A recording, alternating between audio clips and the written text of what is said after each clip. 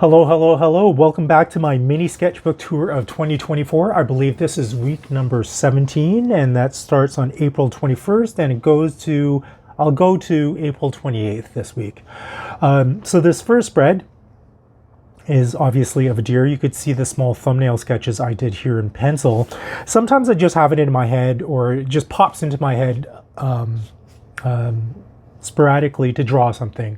This particular day, it was a deer.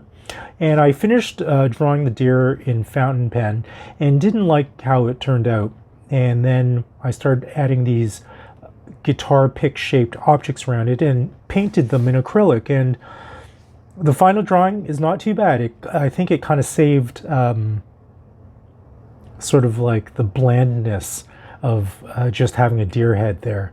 So I like the incorporation of different mediums in this particular spread, and probably will venture down that path a bit more in future spreads. This is a subway drawing of a man who I've been sketching a lot of people on the subway in the past few years, and I've gotten to sort of pick up their vibes. This particular gentleman didn't have a good vibe, or just a weird vibe. He was on his phone, and I sketched him despite my instincts telling me not to, but I stopped short of sort of sketching his lower body because he was not putting out the right energy, and I didn't want to provoke him. Not that he would have been violent, I think, but I didn't want to provoke him anymore, even though I don't think he knew I was sketching him. But so I stopped drawing the bottom half of him. I guess that's one of the risks of sketching strangers in public, and on the subway in particular, when it's such a close cramped environment. This next drawing is a bit more friendly towards me. This is Miguel, my welding teacher, one of the welding teachers.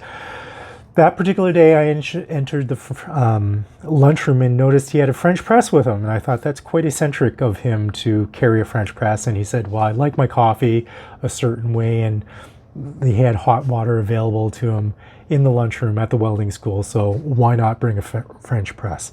So this was my drawing of him on his phone with his French press and his lunch bag in the foreground here. Another subway drawing. Going back to that original note of picking up on the energy of people I sketch on the subway, this particular guy, really good energy, really actually just ignored me. He looked up a few times and just ignored me. This particular guy, of course, was sleeping, so no threat from him.